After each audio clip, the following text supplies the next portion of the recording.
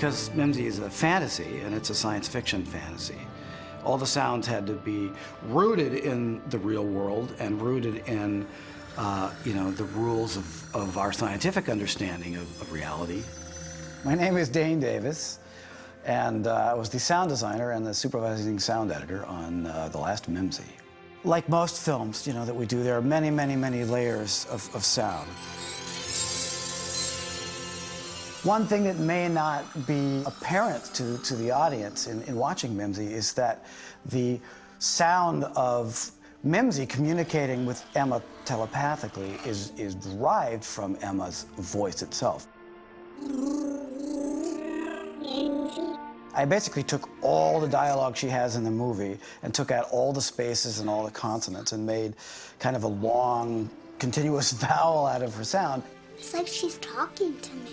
For Noah, I asked to just have Noah sing some triads on the set, which is basically like la la la la la. And I just took those basic triads from Noah and created the mandala sound.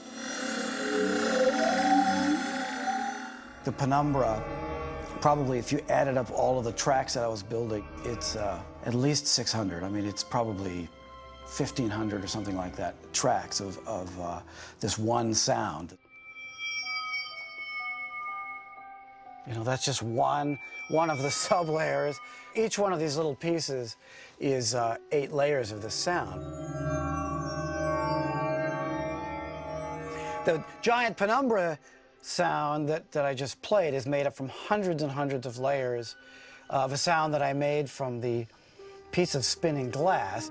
From sort of a creative aesthetic point of view for me, it has to feel like magic, but it has to make sense like technology. But I'm very proud of it and very excited by it, the Mimzy sound in the end. The sound is a connection of many things together, is much more important than we imagine. There are many ways in which we can affect the world around us. We can speak and try to communicate information that affects who's ever hearing it. We got 2 special kids with great minds, imaginations. No, you're not getting it. The sound causes the air molecules to vibrate, and that gets transmitted all the way to my ear, and that causes my eardrum to vibrate. And the inside are little tiny hairs inside the ear. Those vibrate as a result of the eardrum vibrating. And finally, the nerves that are in those hairs transmit a signal to the brain, and it says, I'm hearing sounds. First, I discovered that spiders are sensitive to sound waves and seem to move when they hear various frequencies. Their circular webs started changing into something more elongated. I call it a structured bridge. Are there any questions?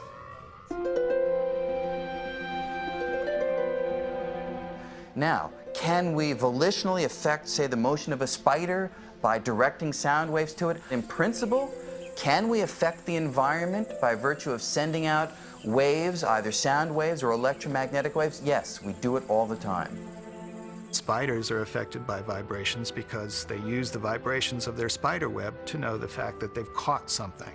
Also, spiders have little hairs on their legs through which they can hear sound, and they can locate directions of sounds.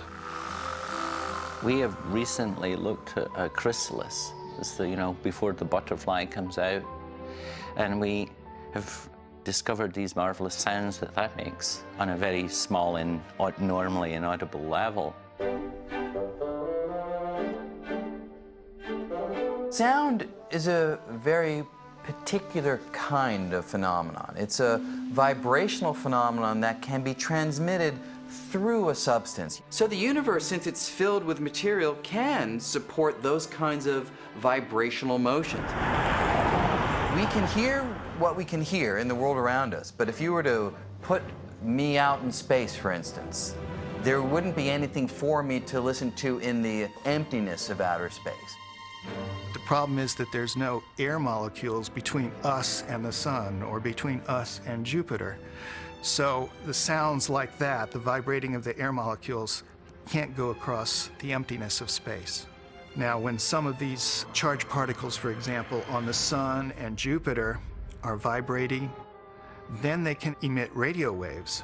And you can catch those radio waves, and the radio will convert it into the sound that our ears can hear.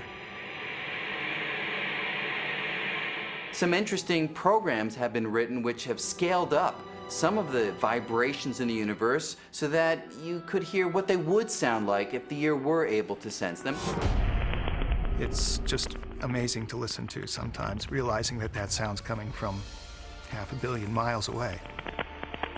The reason why we study the universe as a whole is because we want to understand the universe. And once we understand what's going on there, then we have the possibility of knowing how it affects us, how we are affecting it. Oh my gosh.